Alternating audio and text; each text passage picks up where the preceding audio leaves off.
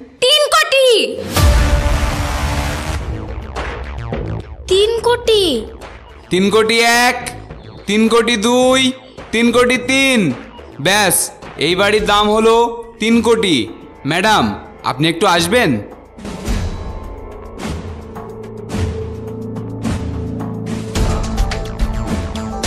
Madam, আপনি এখানে একটা সই করে দেন।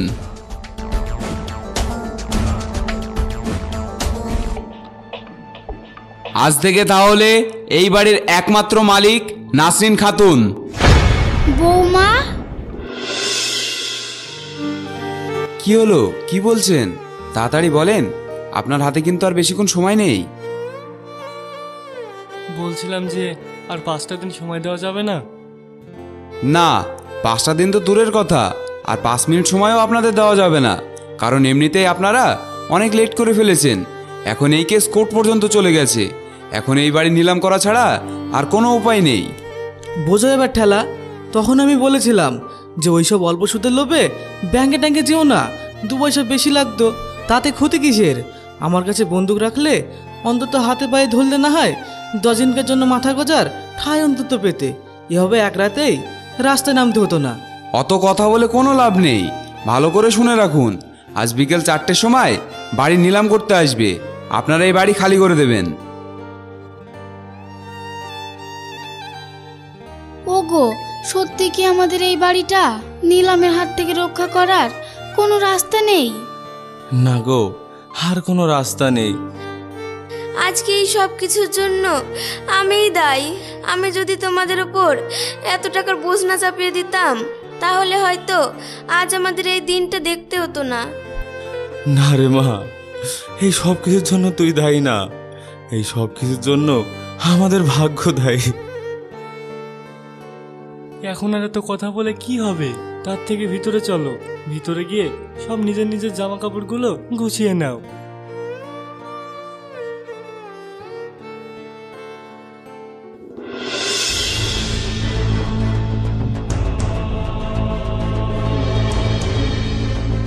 মুকলেশ শেখ, তার এই বাড়ি পর্যাপ্ত টাকার পরিমাণে ব্যাংকে বন্দুক রাখা ছিল, কিন্তু সময় মতো সেই টাকা ফেরত দিতে না পারায় তার এই বাড়ি নিলাম করা হচ্ছে।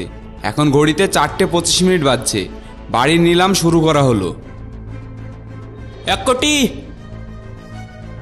1 কোটি 1, 1 কোটি 2, 1 কোটি 20 লাখ। 1 কোটি 20 লাখ 1, 1 কোটি 20 লাখ 2, 1 কোটি 50 লাখ। 1 কোটি 50 লাখ 1, 1 কোটি 50 লাখ 2, 1 কোটি 80 লাখ। 1 কোটি 80 লাখ 1, 1 কোটি 80 লাখ 2, 1 কোটি 80 লাখ। 2 কোটি। 2 কোটি। আর কি কেউ আছেন যে 2 কোটির উপরে দাম দিতে পারবেন?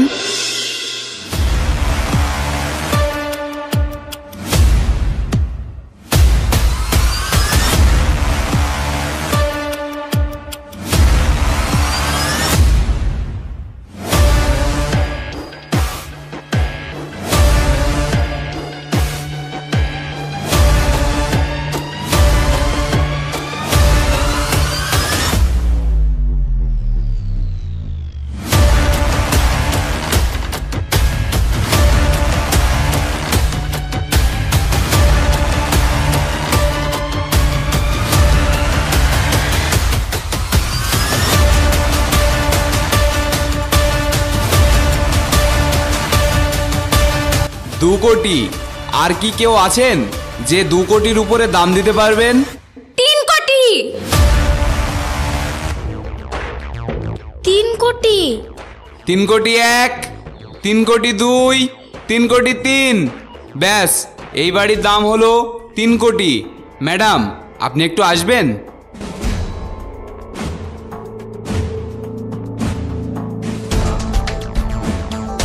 ম্যাডাম, আপনি এখানে একটা সই করে দেন।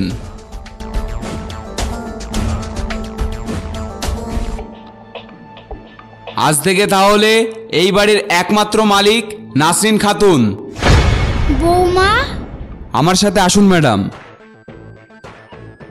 শুনুন, আজ থেকে এই বাড়ির মালিকানা এই ম্যাডাম। আপনাদের আর এই বাড়ির ওপর কোনো অধিকার নেই। তাই এক্ষুনি আপনারা এই বাড়ি ছেড়ে চলে যাবেন।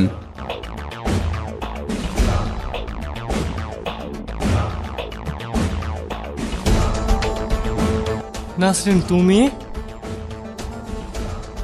হ্যাঁ আমি। কেন, তোমার চিনতে কি কোনো অসুবিধা হচ্ছে? আমার মনে হয় তাই হচ্ছে, আর হবেই না বা কেন?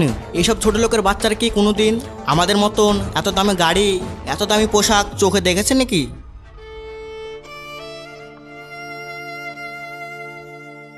হ্যাঁ ভাই, তুই একদম ঠিক বলেছিস। নাসরিন, তুমি আমাকে ক্ষমা করে দাও, আমার ভুল হয়ে গিয়েছে। এ কি, তুমি এটা কি করছো? আমি যা করছি ঠিক করছি, আমি বড় অন্যায় করেছি, কিন্তু তুমি বিশ্বাস করো, সেদিন আমি যেটা করেছি সেটা নিজের ইচ্ছে করিনি। রাগের বশে কথাগুলো তোমাকে বলতে আমি বাধ্য হয়েছি। আমি বলি কি মা, যা হওয়ার হয়ে গেছে, ও তো তোর স্বামী, তাই বলছি ওকে তুই ক্ষমা করে দে। বেশ, তুমি যখন বলছো তখন না হয় ক্ষমা করে দিলাম। সত্যি? চলো এবার ঘরে চলো। ঠিক আছে চলো, কিন্তু এদেরকে কি করব? কি আর করবি, বাড়ি থেকে ঘাড় ধাক্কা দিয়ে বার করে দিবি। না বৌমা, আমাদের তাড়িয়ে দিও না, আমাদের ক্ষমা করে দাও। আমরা তোমার সাথে অনেক খারাপ ব্যবহার করেছি, আর কখনো এইরকম করব না। আর তাছাড়াও আমাদের মাথার উপরে একটাই ছাদ, আর এখন যদি তুমি আমাদের তাড়িয়ে দাও তাহলে আমরা কোথায় গিয়ে দাঁড়াবো? আপনি কোথায় গিয়ে দাঁড়াবেন সেটা আমি কি করে বলবো? ভাবি, তোমার দুটি পা ধরে বলছি, একটিবার আমাদের ক্ষমা করে দাও। এইভাবে আমাদের মাথার উপর থেকে ছাদটা কেড়ে নিও না। আমি তোমাদের মাথার উপর থেকে ছাদ কেড়ে নিচ্ছি? ভাগ্য তোমাদের মাথার উপর থেকে ছাদ কেড়ে নিচ্ছি। নাসরিন, বলছিলাম কি, এত রাগারাগি না করে ওদের আরেকটি বা সুযোগ দিলে হতো না? বলছিলাম কি বোন, এদের বাড়ি থেকে তাড়ি না দিয়ে এখানে রেখে দে। এমনিতেই এখন যা কাজের লোকের ডিমান্ড, তার থেকে ভালো ওরাই না হয় বাড়ির সব কাজ করবে। কি বলিস? কথার তুই খারাপ বলিসনি ভাই। তাহলে আবার কেন, রেখে দে। বেশ, তাহলে আমি তোমাদের ক্ষমা করে দিলাম, কিন্তু এই বাড়িতে থাকতে হলে তোমাদের বাড়ির সমস্ত কাজ করতে হবে। তুমি যা বলবে আমরা তাই করব। ঠিক আছে মা, যা বলার পরে বলিস। এখানে খুব গরম পড়ছে, এখন ভেতরে চল। হ্যাঁ আপু, তুমি ঠিক বলেছো।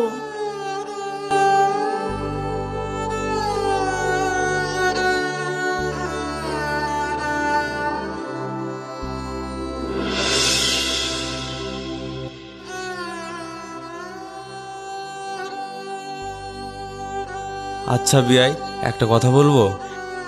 হ্যাঁ বলেন। বলছি, হঠাৎ করে আপনারা এত গাড়ি বাড়ি টাকা পয়সা কোথায় পেলেন? আসলে কি জানো, সবই নিয়তির খেলা। সেই দিন যখন রাত্রে নাসরিনের বাড়ি ছেড়ে চলে যায়, তখন আমি কষ্টে মদ খেয়ে কি করব বুঝতে না পেরে বাড়ি আসছিলাম। তারপর দেখি যে একটা জায়গায় অনেক ভিড়, গিয়ে দেখছি সবাই লটারি কাটছে। আমিও ভাগ্যকে সায় রেখে কেটে ফেললাম একটা টিকিট। তারপর কি হলো? তারপর সেই লটারি আমি 1 কোটি টাকা পাই, আর সেই টাকা দিয়ে 2 বাপ বেটি একটা ব্যবসা শুরু করি। ব্যাস, ভাগ্য সায় থেকে গেল, আর আমরা ব্যবসায় উন্নতি করতে লাগলাম। তারপর আজ আমরা এখানে। আব্বু, খেতে এসো। হ্যাঁ চল মা।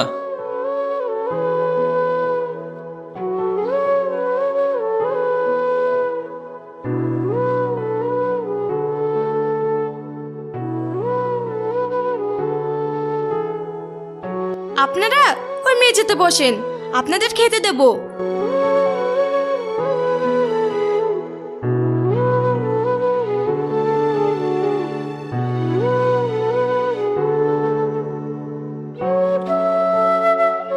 আচ্ছা বৌমা, এটা কি ঠিক হচ্ছে?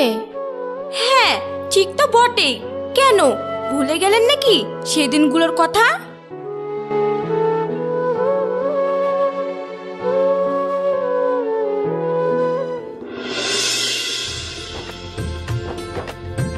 নাসরিন, নাসরিন, তাড়াতাড়ি ঝিলিকের ব্ল্যাক কফিটা নিয়ে এসো। দাঁড়াও দাঁড়াও, এত তাড়াতাড়ি করে কোনো লাভ নেই।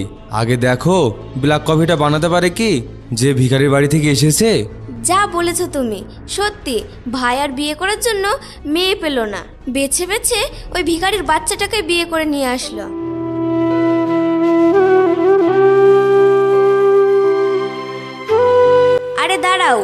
মা, এই শাড়িটা গত বাড়িতে আমি তোমাকে দিয়েছিলাম না? হ্যাঁ দিয়েছিলিস তো। আসলে কি বলতো, শাড়িটা অনেকদিন ঘরে পড়েই আছে, তাই ভাবলাম শুধু শুধু ফেলে না রেখে ওকেই দি, যদি শাড়িটার একটা গতি হয়। সত্যি মা, তোমার কি শানশুন বলে কোনো জিনিস হবে না? তুমি নিজেই যখন শাড়িটা পরবে না, আমাকে দিলেই পারতে। আমি না হয় আমার বাড়ির কাজের মেয়েকে দিতাম। শুধু শুধু ওই ভিখারিটাকে কেন দিতে গিয়েছো? ও জীবনে এত টাকা দামের শাড়ি চোখে দেখেছে? উফ ঝিলি, কেন শুধু শুধু ঝামেলা বাড়াচ্ছিস মা? তুই তো ওই শাড়িটা তোর বাড়ির কাজের মেয়েকে দিতিস, ওকে না হয় কাজের মেয়ে ভেবে ব্যাপারটা ভুলে যা। হে কি বলছেন আব্বা? আমি এ বাড়ির বউ, আর আপনি আমাকে কাজের মেয়ের সাথে তুলনা করছেন। বউ না ছাই, আমার ছেলের কপাল খারাপ, তাই তোর মতো মেয়েকে বিয়ে করে এই বাড়িতে নিয়ে এসেছে। যত সব।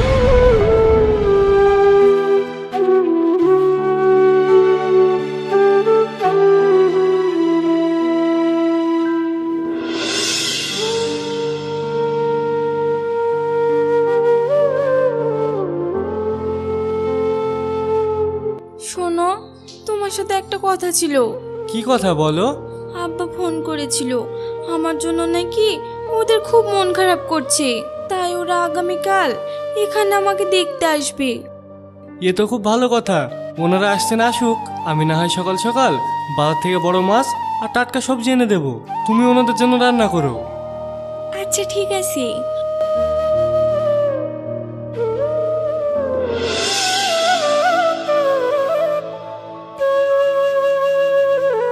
আচ্ছা বৌমা, সকাল থেকে সুরজকে দেখছি না, ও কি কোথাও গিয়েছে? আসলে আজ আমার আব্বু আর ভাই আসবে তো, তাই একটু বাজারে গিয়েছে বাজার করতে। তোমার আব্বা আর ভাই আসবে কই? আমাদের তো বলোনি। আসলে রাতেই ফোন করেছিল তো, তাই বলা হয়নি। ওই যে তোমার গুণধর ছেলে আসছে। বাবা সুরজ, তোর তো দেখছি ভালোই উন্নতি হয়েছে। শালা শ্বশুর আসছে বলে ওদের জন্য বাজার থেকে টাটকা সবজি, মোটা মাছ সবই দেখছি কিনে এনেছিস। তো বাবা সুরজ, যাদের জন্য এত কিছু কিনে এনেছো, তার এইসব কিছু জীবনের চোখে দেখেছে? দেখুন, আমার আব্বা মাকে এভাবে খাবারের খোঁটা দেবেন না। দেখো ভাবি, তুমি একদম চুপা দেখাবে না। এরকম ধনী পরিবারে তোমার বিয়ে দেওয়ার আগে তোমার আব্বা মাকে 10 বার ভাবতে হতো যে তুমি কোন বাড়ির মেয়ে। তোরা থামবি? সামান্য জিনিস নিয়ে তোদের মাতামাতি না করলে হয় না বল?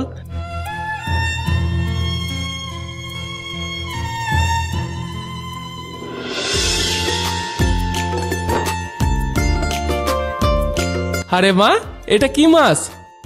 এটা এটা কাতলা মাছ। তোমরা আসবে বলেই তোমার জামাই কিনে এনেছে। ভালোই হলো, তোর ভাই আজ কয়দিন ধরেই আমাকে বলছিল যে ওর কাতলা মাছ খেতে খুব ইচ্ছা করছে। তুমি একটু চুপ করো না আব্বু, কি যে বলো।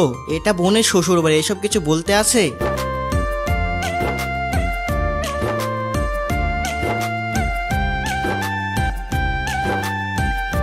তো বিয়াই, খাওয়া দাওয়া ভালো হচ্ছে তো? হ্যাঁ বিয়াই। এ কি বৌমা, তুমি কি করেছো? কেন মা, আমি কি কিছু ভুল করেছি? তুমি তোমার আব্বু আর ভাইকে কাতলা মাছ দিয়ে ভাত খাওয়াচ্ছ। জানো না এই মাছের দাম কত? আর তাছাড়াও এই মাছ তোমার বাপ আর ভাই আগে কখনো খেয়েছে যে আজ খাবে? হ্যাঁ, তুমি ঠিকই বলেছো। হঠাৎ খেয়ে যদি আবার শরীর খারাপ করে, ওনাদের ভালোর জন্যই বলছি।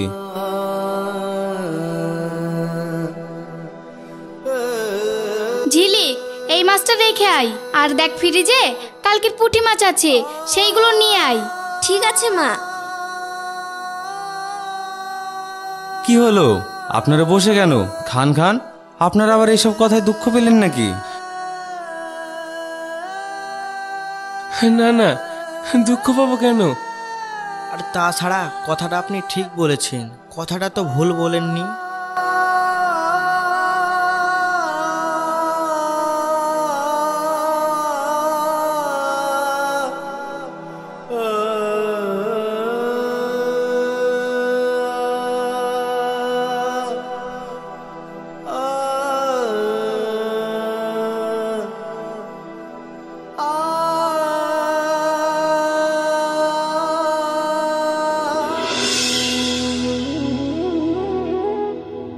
কি গো নাসরিন, তোমার আব্বার ভাইকে দেখছি না? তোমার আব্বার ভাই কি চলে গিয়েছে নাকি? যাবে না তো কি করবে? এখানে বসে বসে অপমানিত হবে? তোমার পরিবার যা না তাই বলে অপমান করে কেন? আমরা গরিব বলে কি আমাদের আত্মসম্মান নেই? নাসরিন, শুধু শুধু তুমি এরকম করছো। তুমি তো জানোই মা এরকমই। এখন আর মন খারাপ না করে ঘুমিয়ে পড়ো, অনেক রাত হয়ে গিয়েছে।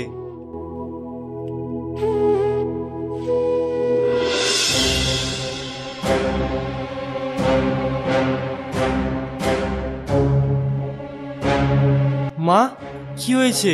ঝিলিক কান্না করছে কেন?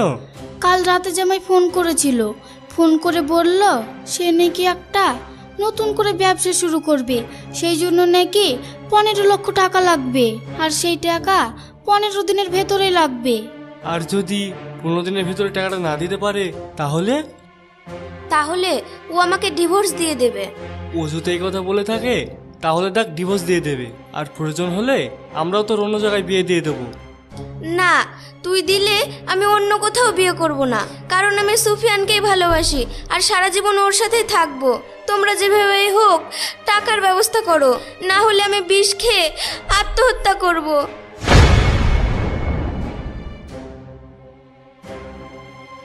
এত টাকা এই মুহূর্তে পাবো কোথায়? আমার কাছেও নেই। আমি যা ইনকাম করি মাসের শেষে সব টাকা তোমাদের হাতেই তুলে দিই। তাহলে এত টাকা এই অল্প সময়ের মধ্যে কিভাবে ব্যবস্থা করব? আচ্ছা বৌমা, তুমি বলেছিলে না তোমার বাপের নাকি 10 শতক জমি আছে? হ্যাঁ মা, বলেছিলাম তো। তাহলে তুমি একটা কাজ করো, তোমার আব্বাকে বলো ওই জমিটা বিক্রি করে আমাদের টাকা দিতে। এটা আপনি কি বলছেন মা? আমার আব্বা জমি বিক্রি করে আপনাদের টাকা দেবে, তাও আবার আপনার মেয়ের শ্বশুর বাড়িতে দেওয়ার জন্য? হ্যাঁ দেবে, তোমার বাপ তো একটা ভিখারি। যখন তোমার এই বাড়িতে বিয়ে দিয়েছিল তখন তো আমরা কিছুই নিইনি, সেটা নাই এখন দেবে? বাহ, কথাটা তো খুব ভালো বললেন। আমার বাপ ভিখারি, অথচ সেই ভিখারির কাছে আপনাদের ভিক্ষা চাইতে লজ্জা করছে না? বৌমা, তোমার এত বড় কথা? কি রে সুরজ, তোর বউ এত বড় কথা বললো, তুই কিছু বলবি না? নাসরিন, দেখছই তো আমরা এত চিন্তার ভিতরে আছি, তা সত্ত্বেও তুমি কেন অশান্তি বাড়াচ্ছ? আমিও শান্তি বাড়াচ্ছি। আসলে সত্যি কথা বললে সবার গায়ে বাদে, আর কথাটাও আমি ভুল বলিনি। সত্যি তোমার আব্বা মা ধনির বেশি একজন ভিক্ষুক। নাসরিন, তোমার এত বড় কথা? এই মুহূর্তে তুমি এই বাড়ি থেকে বেরিয়ে যাও। থাক, তোমাকে আর কষ্ট করে আমাকে বার করতে হবে না, আমি নিজেই চলে যাচ্ছি। আর যাওয়ার আগে এই কথাও বলে যাচ্ছি, আমার কপালে যদি এই বাড়ির ভাগ থাকে তাহলে ঠিকই একদিন আমার ভাগ্য আবারও আমাকে এই বাড়িতে ফিরে আনবে।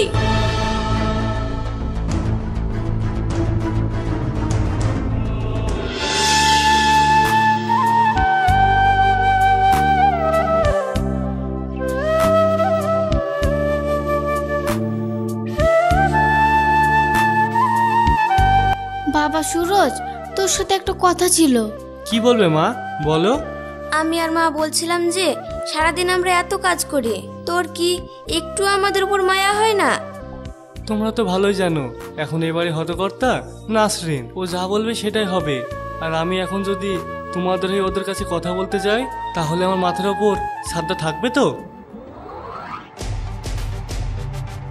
ওখানে 3 মাথা কি গুজর ফসর হচ্ছে? কই ভাবে, কিছু না। বেশ, সবাই নিজের নিজের কাজ করো। আর সুরজ, তুমি আমার সাথে এসো। ঝিলিক, সুফিয়ান, তুমি এতদিন পর? হ্যাঁ, আমি তোমার কাছে ফিরে এসেছি আমার অন্যায়ের ক্ষমা চাইতে। আমাকে ক্ষমা করবে না? ক্ষমা? তোর কোনো ক্ষমা হয় না। আজ তোর জন্য আমাদের পরিবারের এই অবস্থা, ক্ষমা করার তো কোনো প্রশ্নই ওঠে না। দেখো ঝিলিক, আমি খেলার নেশায় এতটাই মগ্ন হয়ে গেছিলাম যে টাকা ছাড়া আমি কিছুই বুঝতাম না। আর আজ আমি আমার ভুলটা বুঝতে পেরে আবার তোমার কাছে ফিরে এসেছি। আমাকে তুমি ফিরিয়ে দিও না। তবে রে, তোকে আজ আমি মেরেই ফেলবো। না, ওর গায়ে কেউ হাত তুলবে না, যতই হোক ও আমার স্বামী। যাক, তুমি আর কিছু বোঝো না বোঝো, নিজের স্বামীর কদরটা তো বোঝো। তাহলে এতদিনে নিশ্চয়ই বুঝেছো, একটা মেয়ে যদি তার স্বামীর সংসার ছেড়ে তার বাপের বাড়ি পড়ে থাকে, সেটা যে কত কষ্টের। হ্যাঁ ভাবি, আমি সব বুঝেছি। তোমার উপর আমরা যা করেছি সেটা আমাদের উচিত হয়নি, পারলে তুমি আমাকে ক্ষমা করো। আমিও বুঝতে পেরেছি, নিজের মেয়ে যদি স্বামীর ঘরে সুখে না থাকে, শ্বশুর শাশুড়ি অশান্তি করে, তবে বাবা মার কতটা কষ্ট হয়। না না বিয়াই, এ কি বলছেন? আপনি যে সব শেষে নিজের ভুলটা বুঝতে পেরেছেন, এটাই অনেক। সবাই তো নিজের নিজের ভুলটা স্বীকার করে ক্ষমা চেয়ে নিলে, আর আমি? আপনাকে আর ক্ষমা চাইতে হবে না, আপনাকে এমনিতেই ক্ষমা করে দিলাম। চারিদিকে যা দেখছি। তাহলে আজ থেকে কারোর ভিতরে কোনো মান অভিমান থাকবেই না, শুধু আনন্দ আর আনন্দ। আনন্দ তো বটেই, আর সে আনন্দতে আজ তুমি বাজার থেকে মাছ, মাংস, ডিম, দই মিষ্টি সব কিছু কিনে আনবে। এ কি বলছেন ভাবি? তাহলে আজ তো বাড়িতে এলাহি কাণ্ড। এলাহি মানে কি? আজ তাহলে আমরা সবাই মিলে একসাথে বসে খাবো, কি বলেন বিয়াই? একেবারে ঠিক বলেছেন বিয়াই।